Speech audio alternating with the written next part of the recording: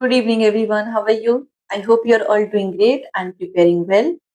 So, we have to finish the questions that we have started for October 2020, the PYQs we are solving, and not only solving but analyzing the questions. And with one question, we are like clearing all the related points about the writer, theories, terms, linguistic terms, but whatever in the questions, everything is given. Okay. So I hope you all have watched the previous classes. Five classes we have done. We have solved more than 80 questions. So now let's move and see what are the next questions that we must know. At least we should aware about all the writers and that anti-repeat. Anti-repeat. Okay. So with that aim, I started this PYQ session. After this, we will go and solve the another year PYQs. Okay. So let's start. Thank you so much for joining. Do subscribe the channel and share. See the question number 85, everybody. And the question is saying, which one of the following statement is appropriately true of Harold Pinter's plays? So you must prepare all the works of Harold Pinter, specifically the birthday party, character, event, everything about this specific work you must know. Okay.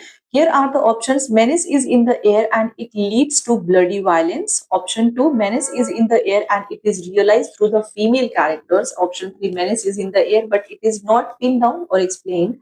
And option 4, menace is in the air and anarchy follows in a systematic manner. So you have to find out the correct answer. Which one of the following statement is appropriately true of Harold Pinter's plays? Whatever plays he has written, you have to find out. You have to find out that which one of them are correct. Okay. So correct answer is option 3. Menace is in the air, but it is not pinned down or explained. Okay. Harold Pinter's drama we all know majorly famous for unexplained tension, psychological threat, silence and pauses, and ambiguity. That's why here it is mentioned. And he has coined this menace drama, hidden power struggle. So these are the specific themes that you are going to find in Harold Pinter's plays specifically. You must remember. Also, this is also the question. That is why you can say he is known. Who is the writer who is known? So it is Harold Pinter, Comedy of Merits. Okay, the danger in Pinter's plays rarely explained clearly and it remains mysterious and undefined. That's why we called it as a comedy of menace. Remember, this term comedy of menace used by critic Irving Waddell 1958 to describe Pinter's early plays, and it means comedy of menace that ordinary domestic setting, strange intruders, underlying psychological threat, and there is no clear explanation of what the actually danger is. So you must get familiar. Major works by Harold Pinter you must know: Early Comedy of Menace phase, The Room 1957, The Birthday Party 1958, The Dumbwaiter 1957, The Caretaker 1960, Middle Phase Memory. Similarly, his work is also divided in the phases, the way we know the plays of Shakespeare and W.B. Yeats. All these writers have their phases in life and their works is divided into all these categories. So middle phase, here he wrote memory plays, The Homecoming 1965, Old Times 1971, No Man's Land 1975, Betrayal 1978. Okay. Then political phase in his career, One for the Road 1984, Mountain Language 1988, and Ashes to Ashes 1996. Remember. Also, he has won the Nobel Prize in 2005, which is very important that we must remember for the exam perspective. And let's see what are the concept that is actually associated with Pinter, Harold Pinter. So it is Pinter pause, the concept and term. It means silence as dramatic device and meaning hidden in the pauses. These two specified by Pinter pause. Comedy of menace, here it is coined by Irving Waddell. Remember who has coined this term? So it is Irving Waddell. It means threat without explanation. There is no explanation of the danger in the work, the plays. Power politics in language, it and language used as weapon, ambiguity and absurdity, ambiguity and absurdity. Okay, so these are the important concepts and terms that you must remember about Harold Pinter and all the works also. Now, the another options, menace is in the air and leads to bloody violence. Here, the Harold Pinter has not talked about the specific line that it is given in the, but instead you can say Stanley is psychologically here destroyed, but no, you are not going to find any visible bloodshed that occurs in the play of his play, like the play he has written. Okay, so these are the explanations of all the concepts, all the options that is given here. Remember, next question we have, to which mythological character is Faustus compared in the prologue of Dr. Faustus? Mythological character is Faustus. Faustus is a very important play of Elizabethan age by Christopher Marlowe, you must remember. And what is the condition? So you have to find out mythological character is Faustus compared to. Faustus is a main character here who wishes to gain the universal knowledge, that he wants to gain the universal knowledge. Okay, in the prologue of Dr. Faustus you have to find out Perseus, Theseus, Icarus or Achilles. So correct answer is it's option 3. Option 3, that is Icarus. Okay, so you must know, you have studied about this play. In the prologue of Dr. Faustus, Christopher Marlowe compares Faustus to Icarus, the Greek mythological figure who flew too close to the sun with wax wings and fell into his death. Death, salvation, we know in this work we find, so you must remember. Here the prologue says, still swollen with, you can remember this line I have added here. His waxen wings did not mount above his. So waxen wings, if you find in the line, you can go to the Faustus and Icarus in Christopher Marlowe's Dr. Faustus, and melting heavens conspired his overthrow. Okay, so must remember this line. It means this is a direct reference to the myth of Icarus. That means here, for Faustus' ambition led him to the salvation, Icarus' flight. Overreaching pride, hubris, and fall, that is tragic destruction. And you can say in the Renaissance age, we have seen in the character of Hamlet also, and many other characters we have seen in the Victorian age play, the Revenge Tragedy, the play that he has given us, Duchess of Malfi. So these type of revenge tragedy, all the drama we have seen somehow the downfall of all the characters. So must remember, Dr. Faustus is the very important play. It was published in 1604. Okay, here it is written in 1588. It falls in the tragic drama category and based on the German Faust legend. Christopher Marlowe, we all know that he was the contemporary of William Shakespeare, but he died in such a young age. Okay, he was the major figure in university wits and part of the Renaissance tragedy. He popularized blank verse, which is, we all know, later it is popularized by Milton and many other writers too. So he popularized blank verse in drama, developed the character overreacher tragic hero that we find in the work. Okay, so must remember he developed the overreacher tragic hero, the way we find in Faustus. Concept that is associated with Christopher Marlowe, you must remember blank verse, tragic hubris, overreacher hero, Renaissance humanism. These are the concept that is associated with him. And also conflict between medieval Christianity and Renaissance curiosity, damnation versus salvation. This thing you will find in the Faustus, and here Faustus is often called the Renaissance overreacher. Okay, must remember. Then another, let's see the major plays by Christopher Marlowe. Tamburlaine the Great, Part 1, 1587, Part 2, 1588. Must remember the genre of this work is tragedy.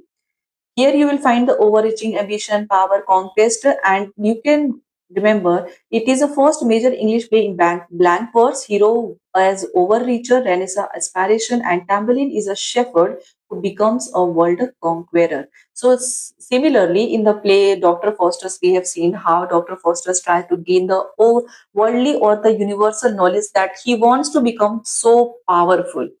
The knowledge that he has gained, he was not happy. That's why there is a deal. So you, if you have studied the play, okay. Dr. Faustus, we know it is also tragic drama, and the concept that is associated with this work, Renaissance humanism, overreacher hero, conflict between Christianity and secular knowledge, Icarus imagery, damnation and salvation. Remember, we have already see the questions in the this one, so you can remember damnation and salvation based on the German Faust legend. This work, Dr. Faustus, is by Marlowe. Geo of Malta is also very important, and you will find the question on Machiavellian villain Barabbas. Okay, so this is already a P by Q. Geo of Malta, tragedy, the genre, religious hypocrisy, political corruption, and here the character Barabbas often compared with Shakespeare's Shylock.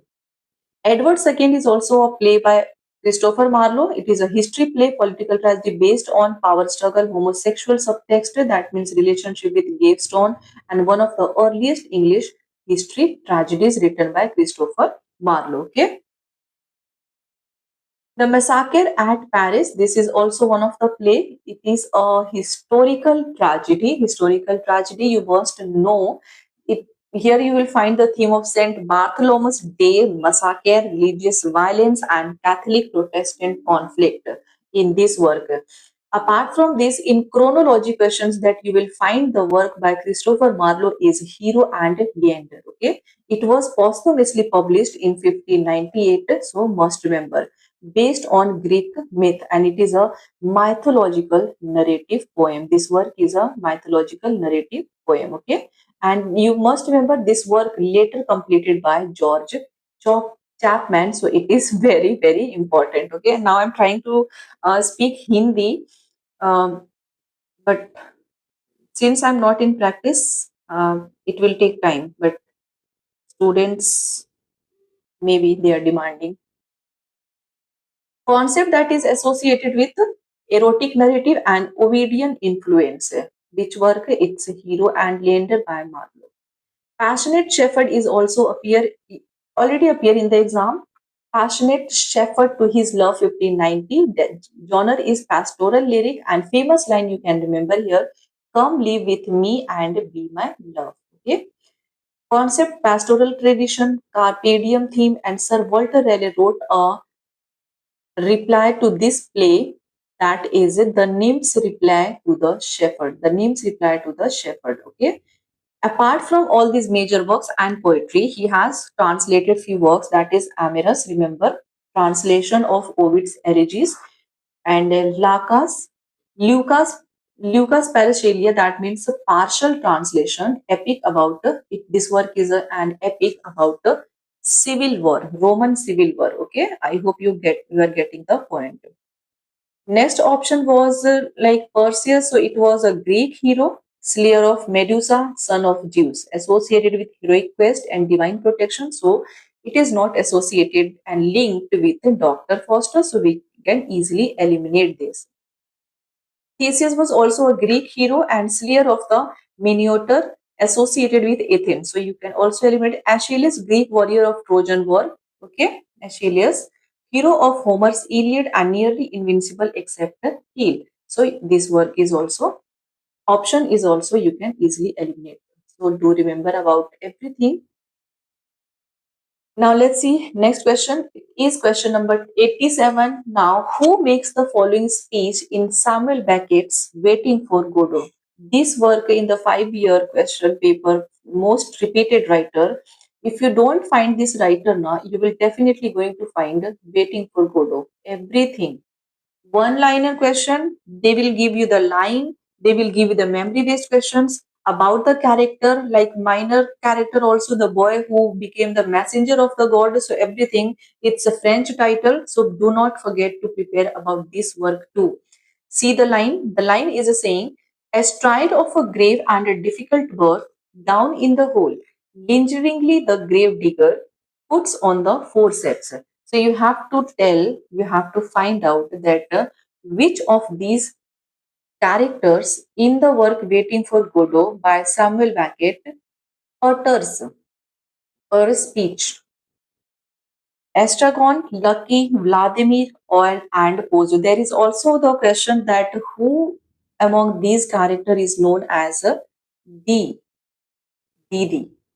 So it's Vladimir, Estragon, Lucky, Pozo, the boy, and the one that never comes, they never appear in the play for them, for that person. All the characters keep waiting throughout the play is Godo, and because of that, this play become meaningless for the critic and all the readers. Correct answer is it's option 4, Pozo. Okay. Pozo, the quoted speech is delivered by Pozo, remember, in Act Second of Waiting for Godot. It was first published in French as An Attendant Godot in 1952, and English version was in 1953 to 1954. This is the year. So speech reflects Beckett's existential vision of human life. We know that existentialism theme based the work is then you will find the meaningless scene, meaningless character, meaningless everything dialogue. And that's why the famous line here continues. They give birth a stride of a grave, the light fades in an instant, and then it's night once more. This line expresses a life as a brief flash between birth and death, the inevitability of death, and the absurdity and futility central to the theater of the absurd. Now, do quickly comment who coined the term theater of the absurd. Later, this term you can say popularized by Samuel Beckett because his most of the works based on this, but you have to find out. So, why Pozo? Pozo in Act First, Pozo is arrogant and tyrannical, and in Act Second, he returns blind and helpless. So, who is the slave of Pozo? You must know the answer. So, his grave birth speech expresses Beckett's bleak metaphysical outlook human life.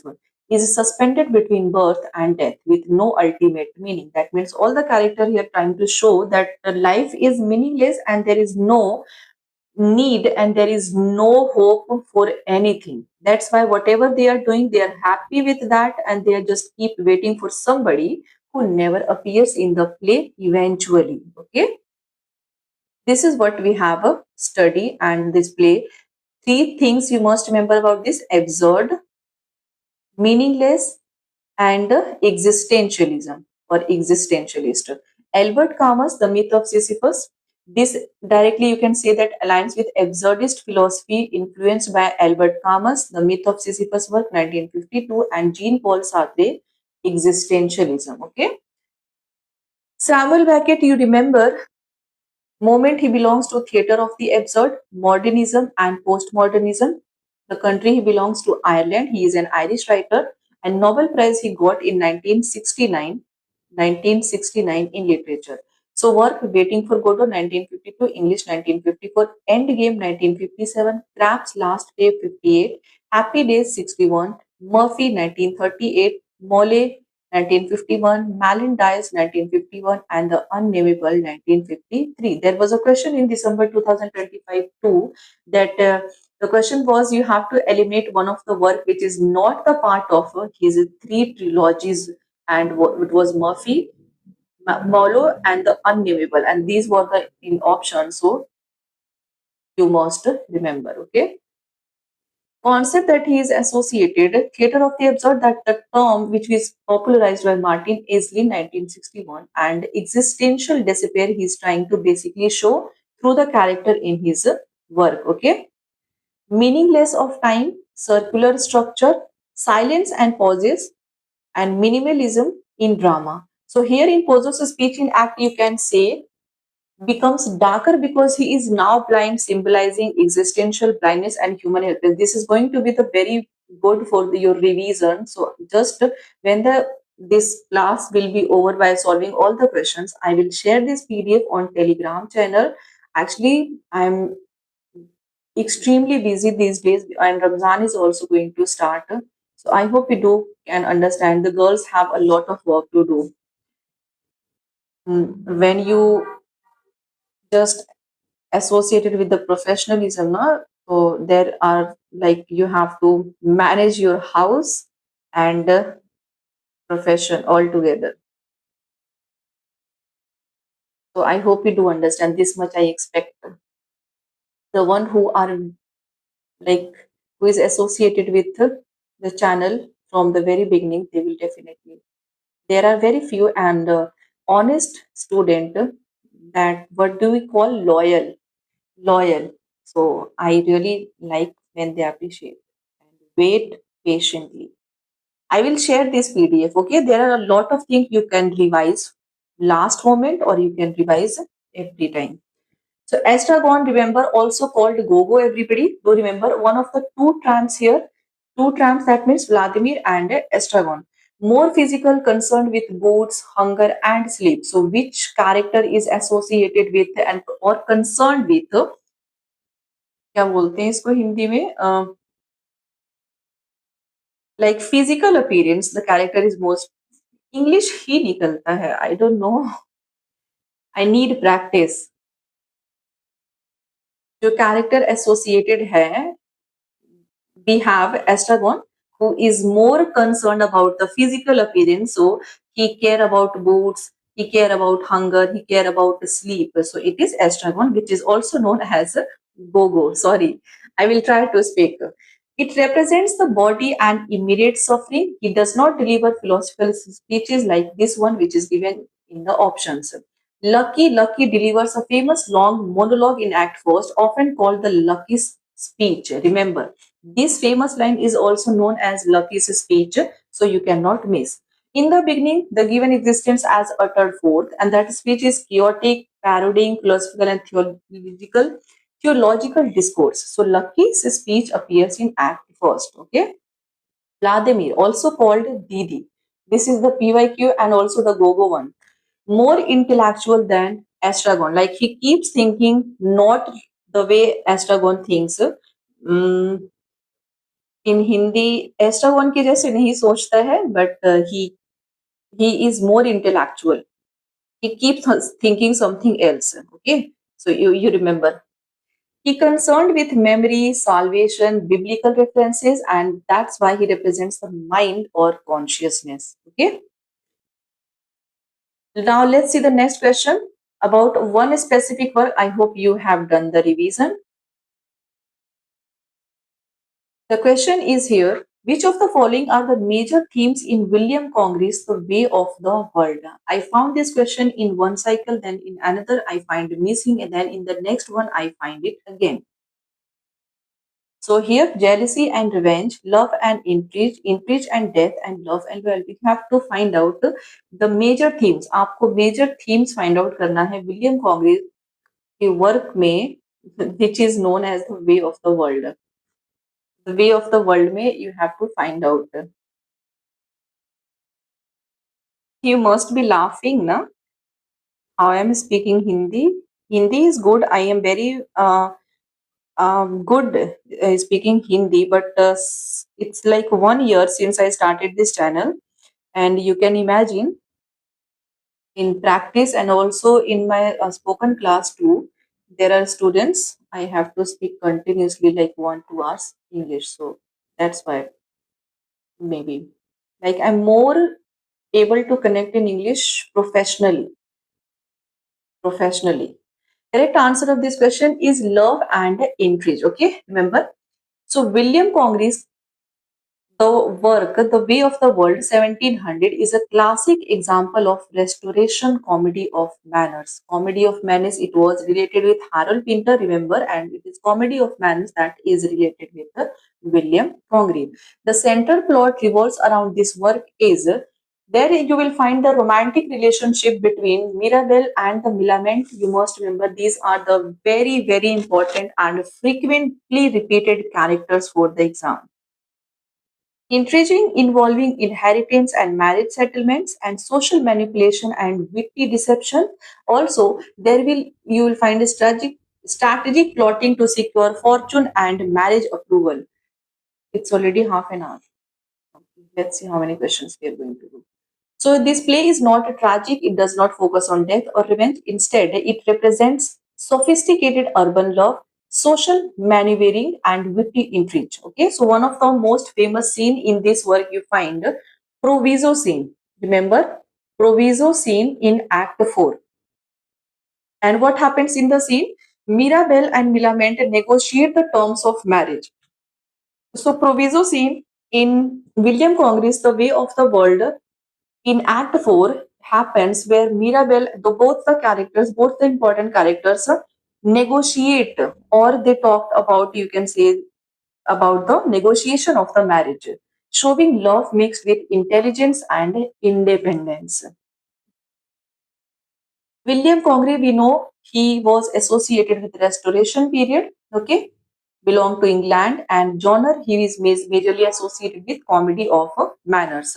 So major works: The Old Bachelor 1693, Double Dealer 1693, Love for Love 95, The Morning Bride 97, and The Way of the World 1700. Okay, the concept that he is associated with the writer, restoration comedy of manners, satire of upper class society, wit and repartee, marriage as economic contract, social hypocrisy. By mentioning these, na, it means whenever any of these concept or term appear in the exam, that you can quickly go to the option and find out if the writer is who is associated with are given or not. Okay, so it will be easier that you are definitely near to the right answer. And by going deeper, we can analyze that what does it mean and in which work. NTA asked that in which work, why they have used this concept. What does it signify? इसका क्या मतलब है, कौन से work में use हुआ है, and आपको कैसे इसका आंसर फाइंड आउट करना है, like on the basis of your own understanding you have to analyze, used your analyzation. Okay, now so the restoration comedy tradition was earlier shaped by William Wycherley, remember the work The Country Wife 1675, George Etheridge The Man of Mode 1676. Okay, here are the other options given: jealousy and revenge. We can find in the restoration majorly. Shakespearean drama, intelligent death, love and loyalty. These are not the part of this work. Next question we have. See, in the same question paper, like in the same one question, two questions we have find. What game do the characters play in Act Second of Harold Pinter's The Birthday Party? Like I analyzed 5-year question. Na? I have uploaded the video. In all the year, I find this work. Similarly, Samuel Beckett's Waiting for Godot. Like these two works. Oh my God, I can't even describe. So Harold Pinter, like if you specific writer, if you will study deeper, no, you will definitely going to score well. So a game of chess, a game of cards, blind man's buff, and musical chairs. Similarly, in The Rape of the Lock by Alexander Pope, 1712, it was published. Which game Belinda plays? That is also ombre. Ombre, that is also known as, it is a type of card game also. So here you have to tell, यहाँ पर भी आपको यही बताना है कि Harald Pinter के play the birthday party में कैरेक्टर्स जो हैं कौन सा गेम खेलते हैं. I spoke well. So you have to find out. Okay, so it is blind man's buff. Blind man's buff. This game is played by the characters, not a specific one character he has talked, but it is plural characters. So you must remember. In Act 2, The Birthday Party 1958, the characters play Blind Man's Buff, a children's game. This is a children's game. Okay, so however, you must remember, Pinter's dramatic context, the game becomes a symbol of psychological torture, representation of loss of control, and a metaphor for blindness, confusion, and power manipulation. So the characters here not just play, but by playing these games, यानी उनके द्वारा ये game खेलने का जो motive है, this is what shows, signifies. Okay, remember. During the game, what happens is Stanley is blindfolded, the character Stanley. The atmosphere turns violent and chaotic. Okay, now the playful activity transforms into menace and humiliation. So you must remember what happens when they play the game, what situation it turns. Now, this scene here marks a turning point in the play and intensifies what critical call comedy of a menace. that is related with Harold Pinter. Okay. So about Harold Pinter, he was a British writer, major 20th British writer. Remember, Birthday Party 1958, Caretaker 1960, The Homecoming, Dumbwaiter. We have seen the works in the previous questions that we have solved in this video itself. The term first used by Comedy of Men and Irving Hoddle. This was also I have mentioned, so you must remember. Now let's see the next question. The Duchess of Malfi is based on John Webster, Victorian Age. The Duchess of Malfi is based on a French romance, an Italian novella, a German fable, or Scottish chronicle. Okay. So correct answer is option 2. It's an Italian novella. Okay. Remember, Italian novella. John Webster's The Play, the character of this play, everyone is very important. Okay. Whether the brothers or the villain hired by Duchess of Brothers. So you must remember even the one who stays in the palace. So John Webster's The Duchess of Malfi, it was first performed in 1613 to 14 and published in 23. And 23 is the date 1623 that in the same year Shakespeare's first folio was published. And the second was just 3 will be here and 2 will be here, so 32. And third one you can divide with multiply with 2, it was a 64, and the last one was a fourth folio 84 or 86. Here I got confused. Okay, so remember, now, it is based on Italian novella. Remember, here the main source of this work is Matteo Bandiolo's novella 1554. So, Italian novella, which work? It is Matteo Bandiolo's novella. Later translated into French by Francis de Belforest in Histories Tragiques in 1565. So, here John Webster drew from an Italian Renaissance prose tale involving the historical Duchess Giovanna di Aragon of Amalfi. So Amalfi is the place which is also called here Malfi. Okay, remember. John Webster belongs to the Jacobean age, contemporary of Shakespeare. I was saying Victorian age, sorry. Contemporary of Shakespeare, belongs to the revenge tragedy genre. Major works, The White Devil. This work appears in the matching questions. The White Devil. Do practice and remember the work. There are lot of works you have already seen. काफी सारे works इसमें mention किए गए हैं और आप सबने देख भी लिया है. The Duchess of Malfi. Don't make fun of my Hindi, okay? Professionally, I will do practice. मैं कर लूंगी practice बोलने की if you want, because why I was not doing it, because no, with this channel many of the South Indian students have been associated. So that's why even many of them were saying that, ma'am, please started teaching in Tamil, Telugu, Malayalam. I don't know how to speak those language. English is good. English is fine. Hindi I can, but Urdu too I can, little bit, but majorly English. The Duchess of Malfi, remember the year, the Devil's Law case.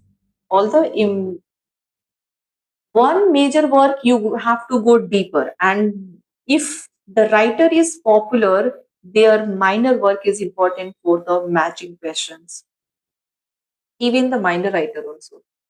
So Jacobean revenge tragedy influenced by Senecan tragedy, okay, related to Thomas, it's the Spanish tragedy which is very popular, okay. And revenge tragedy where the theme includes corruption, revenge, violence, and moral decay. Remember Hamlet's condition, Dr. Foster's condition. Dark psychological drama focuses on madness, tyranny, and female autonomy. That here you will find in Duchess, and madness here you will find in the character Ferdinand. Okay. Decadence and moral corruption. There is also one of the questions that NTA asked, that name the villain that was hired by Duchess' brother. Jacobean drama is darker than Elizabethan drama. Okay. It is also called bloodshed, I guess. Okay.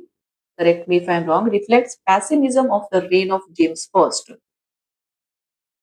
French romance was not correct. Duchess of Malfi here, remember, I have included this, the character and there. Then after this, we will wrap and bring the few questions tomorrow. I'm going slow because this time now all of you are busy and you don't watch, and this is the only medium that I can bring the classes. And when you don't watch, you don't comment, I just feel hopeless, and that's why I ignore. This is actually what I, otherwise I'll be active if you will watch. Just before one month of the exams, the students get active. So also we can say they do not have rights to complain. It might be possible if they have prepared very well. So they just need a revision, all the works, writers, concept terms. So that's why they thought. And specifically the one who in the middle of their preparation or the beginners, they cannot prepare just before one month.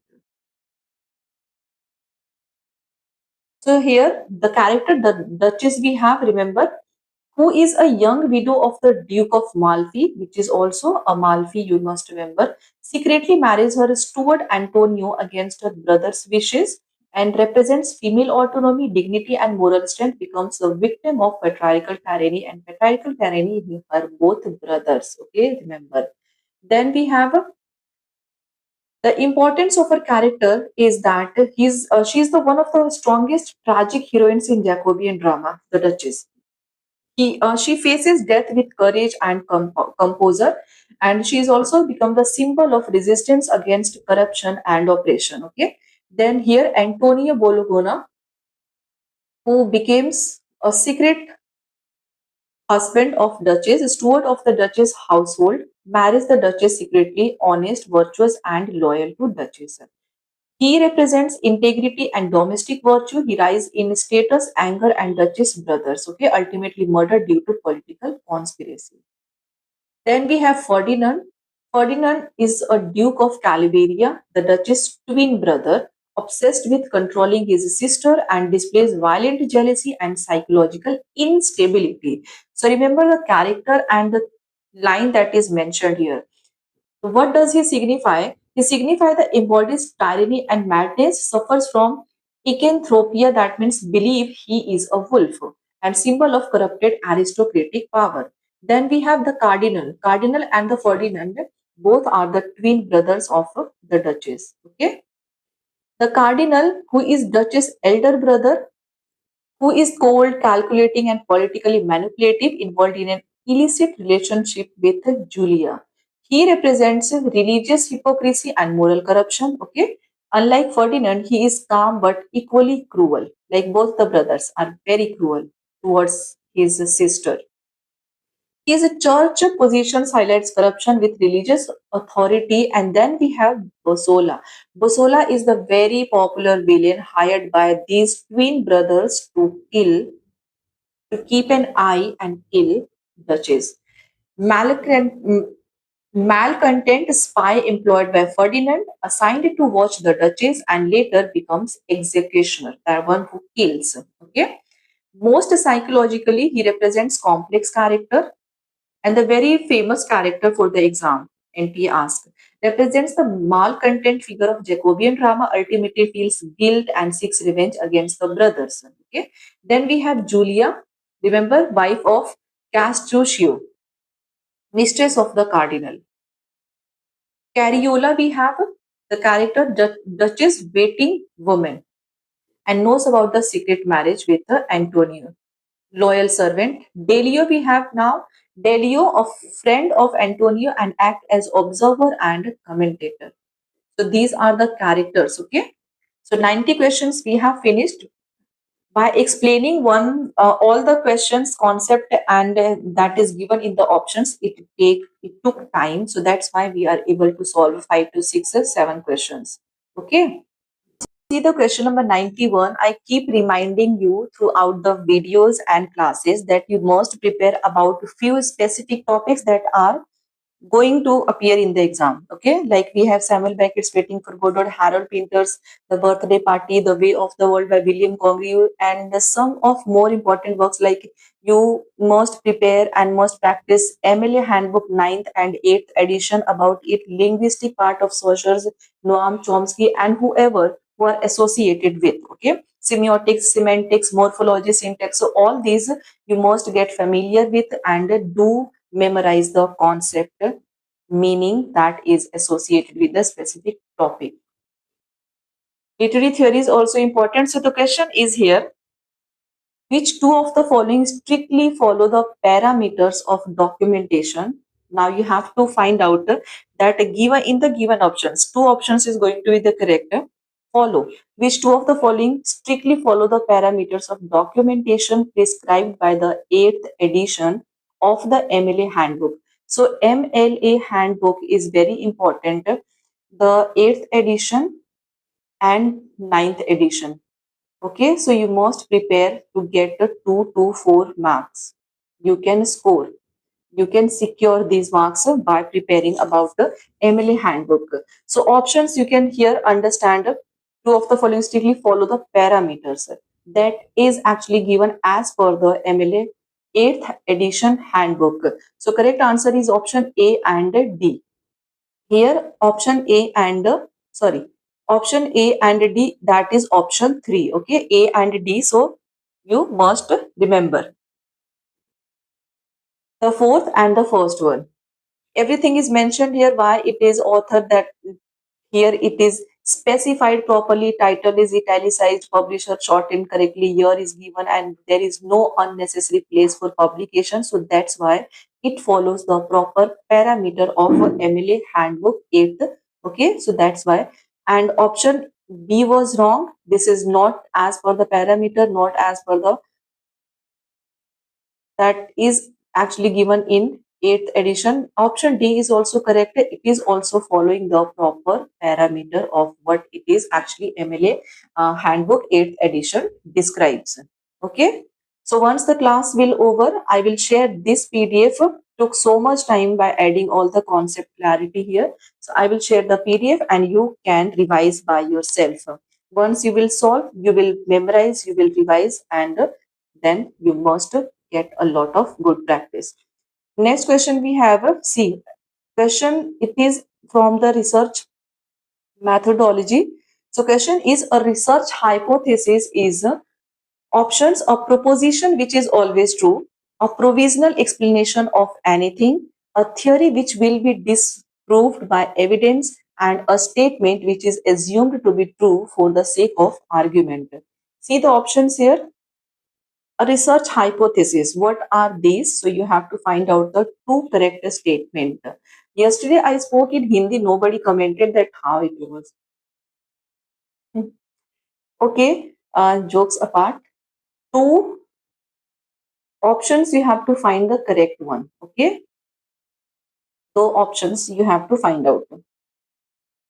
The correct answer is option third, B and D only. So as per the research hypothesis is a provisional explanation of anything, and it is a statement which is assumed to be true for the sake of the argument.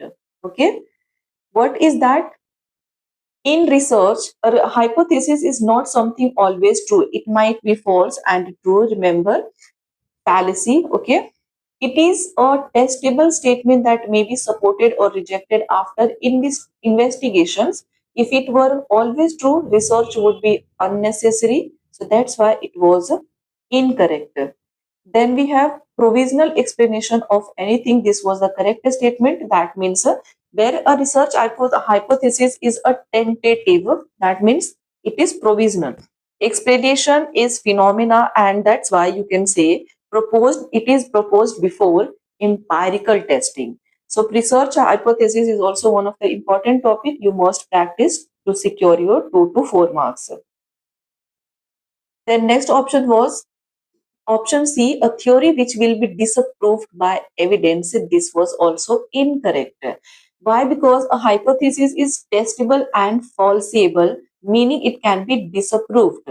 Okay, but it is not something that will necessarily be disapproved until unless you go deeper and analyze the evidence you test, then only you can disapprove, without you cannot. So this is what it mean here. Option D was correct.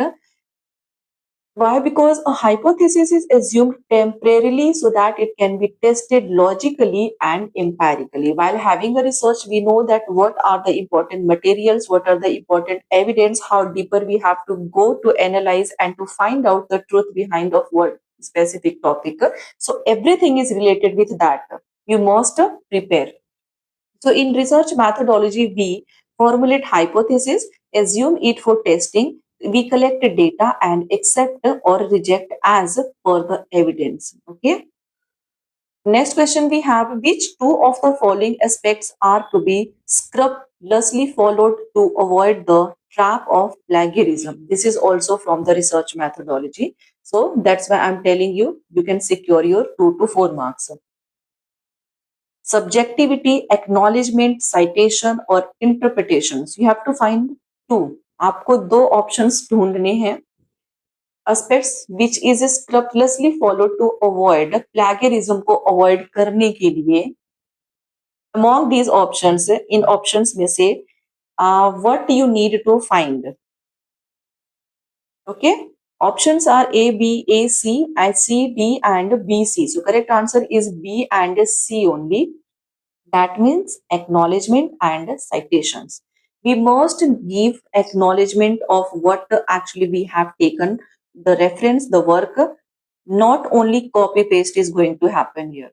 That will be what we call plagiarism. That means you have copied. आपने किसी का work चुराया है, आप उसको copy paste कर रहे हैं as it is, and you are not giving any credit to those specific person. So subjectivity is incorrect. B and C was right.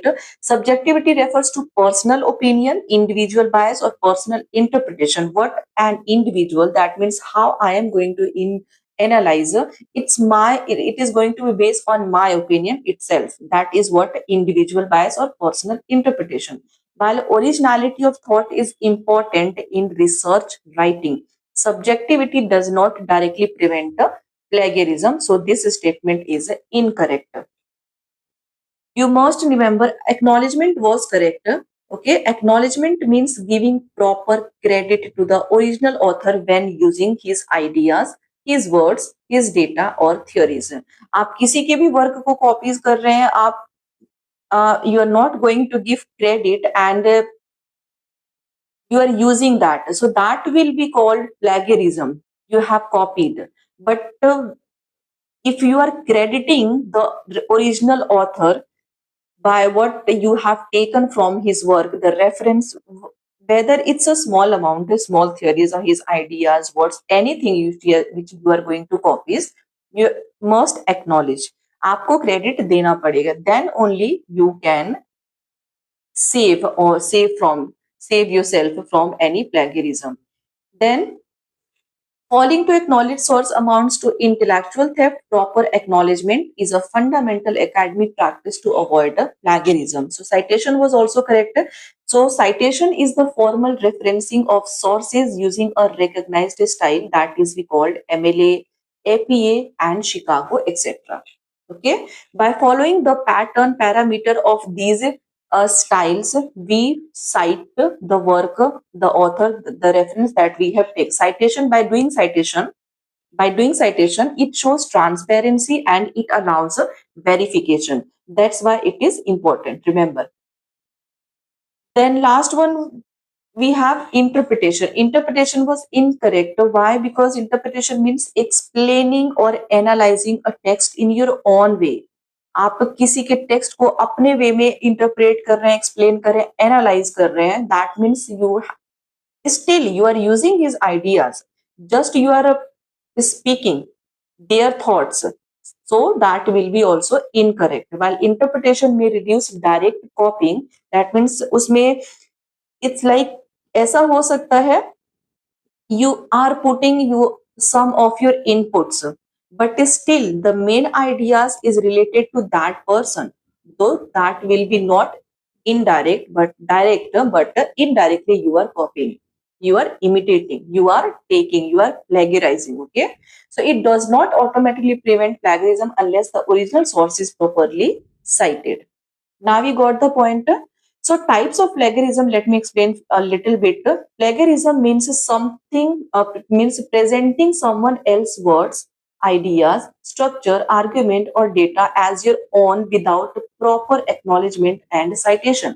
आप किसी के भी वर्क को, ऑथर को, आइडिया को without giving any acknowledgement credit use कर रहे हैं, so that will be what we call plagiarism. Okay, you have to give credit, you have to admit, you have to acknowledge, that means you are using somebody else's work, the idea that they have given, that's not originally given by us, वो idea originally हमारा नहीं है.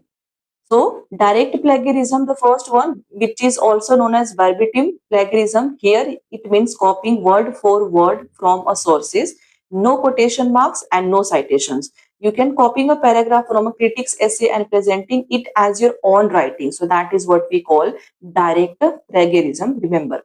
And this is the most serious and obvious form, remember, direct plagiarism, which is also known as, and it what it means and how it can be, you can remember. Self plagiarism, that means here you are reusing your own previously published or submitted work without disclosure, submitting the same assignment in two courses and publishing the same article in two journals without mentioning earlier publication. I will give you one fine example of this. In university level or MA, BA, the students who are pursuing while obviously having their job part time or full time, so they purchase assignments and as it is they copied and submit to the university. Still there is a correct clear instruction, वहां पे clear instruction भी होता है question paper में कि आप कहीं से कुछ कॉपी पेस्ट नहीं करेंगे, that will be reason for your deduction in marks. But still due to lack of the time you can say, और due to because they do not have time, or that is most important, due to lack of time they do this. And lack of time, it means उनको पढ़ने का time नहीं मिलता है, so they purchase, they buy and they copy as it is and they submit to the university assignment. Okay, this is what I'm talking about. So that is what we call self plagiarism, you can say. Even though it is your own work, it is considered academic misconduct. Mosaic plagiarism, which is also called patch writing, mixing copied phrases with your own words, slightly changing sentence structure but keeping the original wording and ideas. अब यहाँ पर, now here you are in the original work, there are some inputs you are using, giving. Still the original idea, what it matters in the copy, the you are using the original ideas. Idea what it matters in plagiarism, like in movies में भी ऐसा होता है कि किसी की movies को same song को, लिरिक्स को एज इट इज कॉपी कर लिया जाता है, then the person file a suit for those who have done such work. So that is what we can call patch writing. Okay, still you are using the ideas and there is still no proper citation acknowledgement you are giving. Okay, this is common among students who edit sentences instead of fully paraphrasing. Now another one, we have paraphrasing plagiarism. So here you rewrite someone's ideas in different words. आप यहाँ पर again you are using someone else idea, किसी के idea को use कर रहे हैं, meaning वही है, idea words बदल गए हैं, like you are using the same word meaning but still you are using the same idea. So that's what it called paraphrasing, but not giving citations here too, so that is also in. Now another one, we have accidental plagiarism. That's why I said everyone, you must join the class. In one question you are going to clear a lot of concept, given all the options I will try to clear, and if the concept is important we can go through, we can go deeper. Okay, so share to all the students. And I will admit this is my mistake that I'm not regular and the Ramzan is also starting after 2 days. So let's see how I'm going to manage everything. I hope you do understand. But you keep preparing yourself, okay? I'm not caring about that how my channel is going. It will just go down, the views, the subscribers. But this video, when I just think and receive the message, I don't think anything, but just record the classes and brought for you. So that's what it keep always it has in my mind. There is nothing else that I have to something like that. Okay. Now, what is accidental plagiarism? Here you are forgetting to cite. That means there is no citation. You have forgot. Incorrect reference. That means here accidental plagiarism. What it means? You have used the idea. यहाँ पर आपने idea use किया है किसी का, but आपने जो भी यहाँ पर citation दिया है, reference दिया है author को, original author को, you have given in the wrong way. That is what it mistook. So missing quotation marks, unintentional copying due to poor note taking. So that will be the problematic here. That is going to be problematic. Okay, so it is still considered plagiarism even if it is accidental. Now, source-based plagiarism, citing incorrect sources, citing a source you have not actually read and fabricating references. So this is unethical, source-based. Okay, remember. Now, what are the difference between paraphrasing and plagiarism? I will share this PDF. You can read. Example is also given here. Let me tell you a little bit. This is very important. You must remember paraphrasing. You write the idea completely in your own words. You change structure and vocabulary, you maintain original meaning, and you give proper citation. Example you can take here. T.S. Eliot argues that poetry is not a turning loose of emotion but an escape from emotion. Now here correct paraphrases क्या हो जाएगा? T.S. Eliot maintains that poetry does not simply express raw feelings but transforms them through artistic discipline. Now here they have used the proper paraphrases by giving Eliot credit and the year.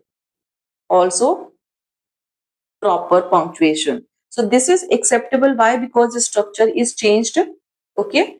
Wording is changed and citation is given. So this is the correct paraphrasing. Example is given here. You can remember. And plagiarism, is this an incorrect practice? Here you just change only few words, keeping same structure, and there is no citation. Remember here, example, poetry is not the release of emotion but an escape from emotion. This is the same what T.S. Eliot has said. So structure and idea are copied, no citation and different table. Remember, this is what he has said. Paraphrasing, you have own wording, own structure, citation given, ethically correct, and plagiarism, copied wording or structure, no citation, and academic misconduct. So remember, according to UGC net, plagiarism is considered intellectual dishonesty, and that's why you are having the questions.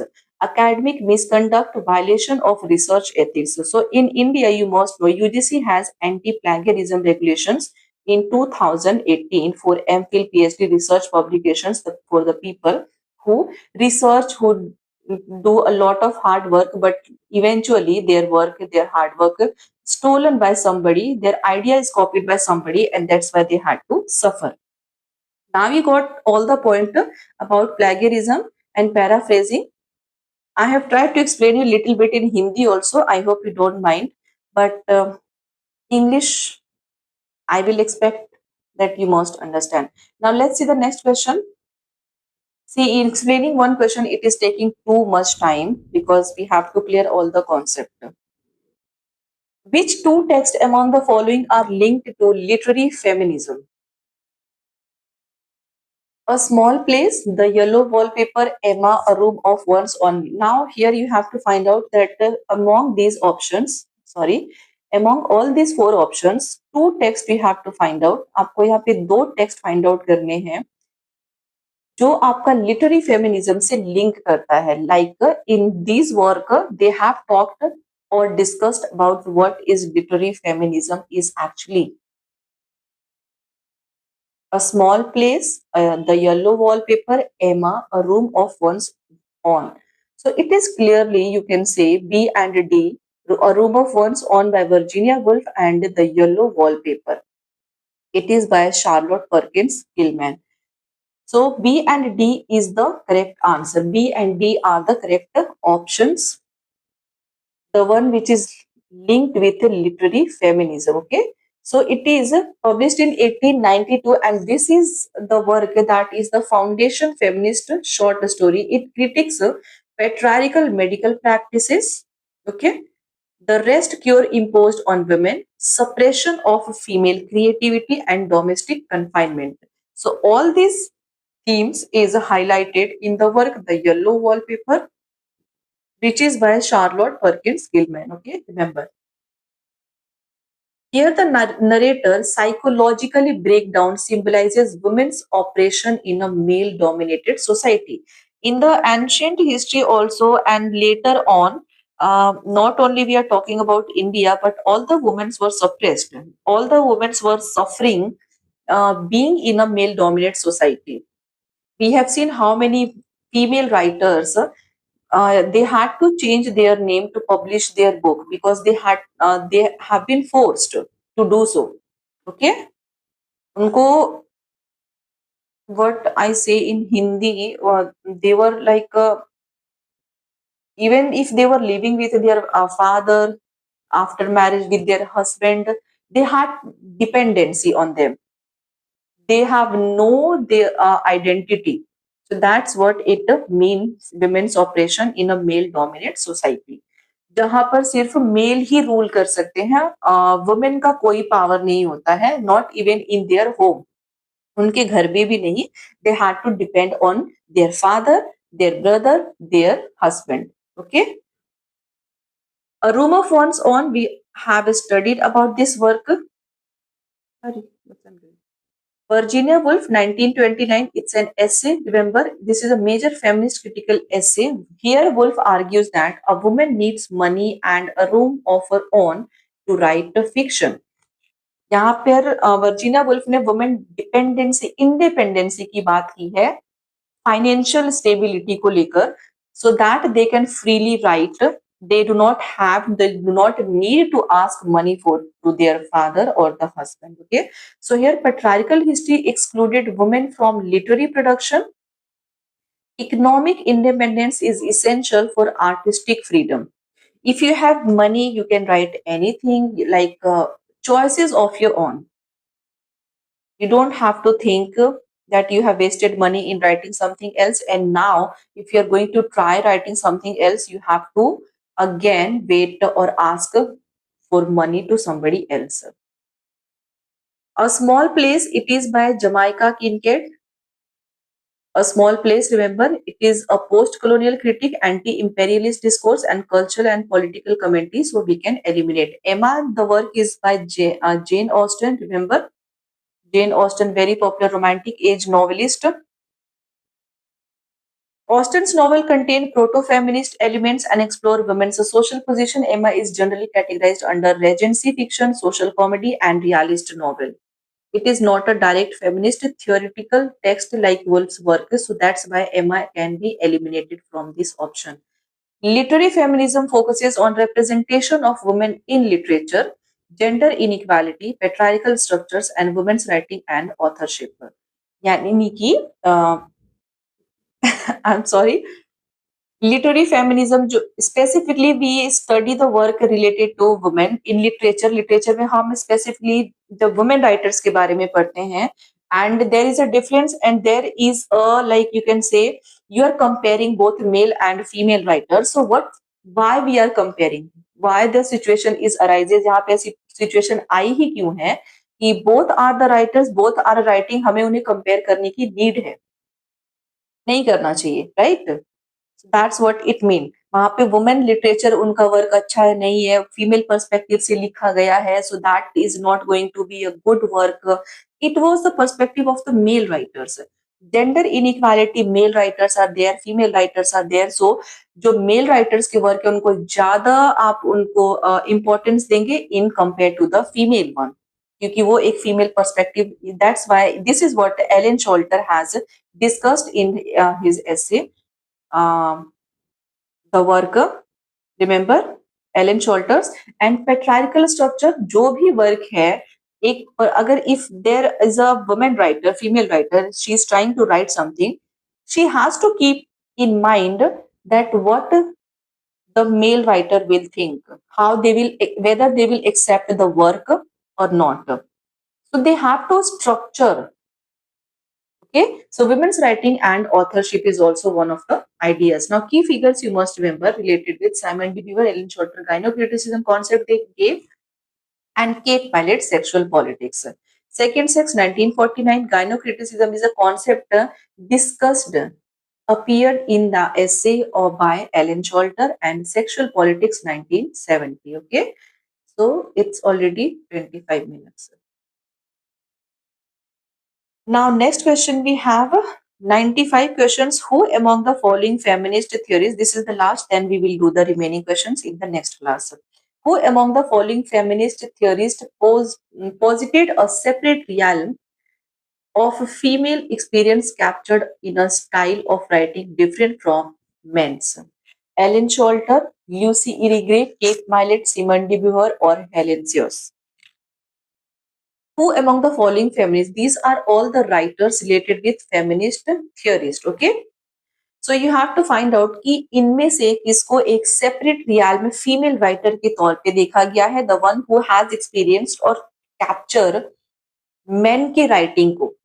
Okay, in a style of writing different, men की writing से different पाया गया है. So you have to find out that. You must be finding my Hindi very different. Actually, this is my language. How do I speak? Not too tadak, but accept this now. This is how student and the teacher connected when they share online or offline, but there must be the gap and difference. So here are the options. You have to find out which of these options are correct. So option 4, B and E, that means Lucy Irigaray, and D, Simone de E. E is Helen. Now, the idea of separate female realm of experience expressed through a distinct style of writing belongs to French feminism. Remember, French feminism and French female writers are extremely important for the exam, especially the concept of écriture féminine. Écriture féminine stands for female writing, women's writing. Okay.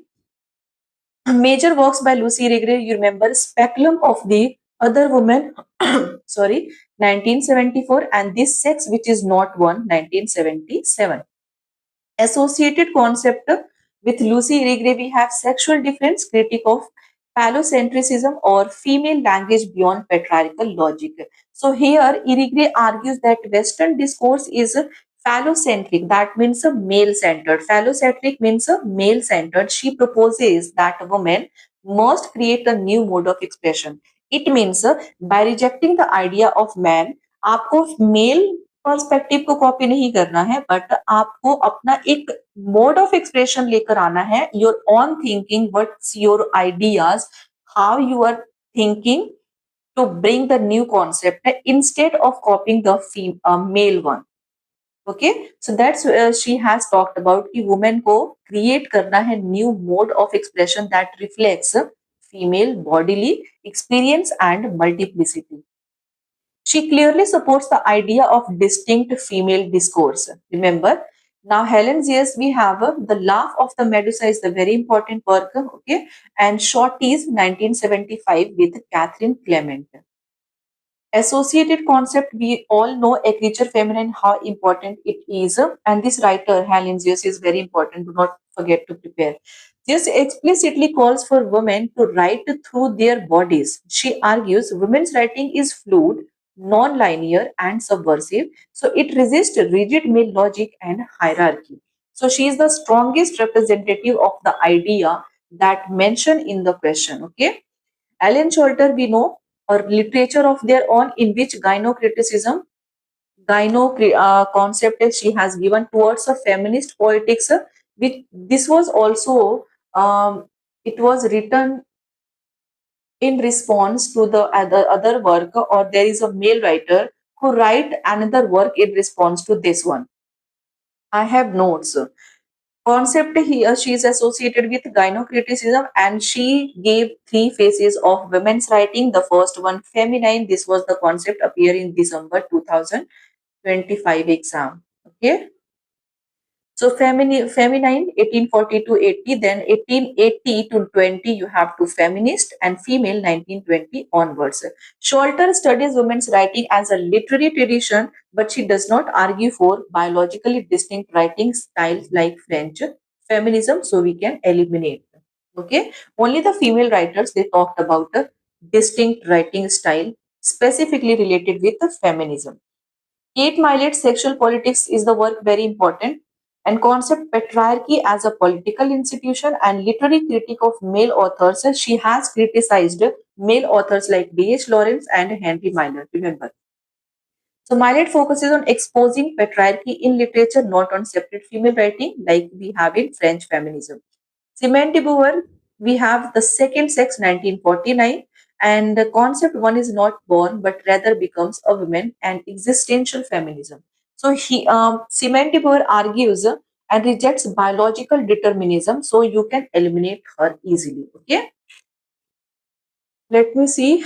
You must remember if the question, anything question mentions separate female language writing through the body beyond phallocentrism. Phallocentrism, that means male centric, a creature feminine. You can think about all these writers related with the French feminism. Okay. So I hope now we will solve the next few questions in tomorrow's class. Stay tuned. Thank you so much for joining. I hope you like my Hindi also. And let's meet in the next class. Take care of yourself, and आप सबको रमजान मुबारक. Thank you.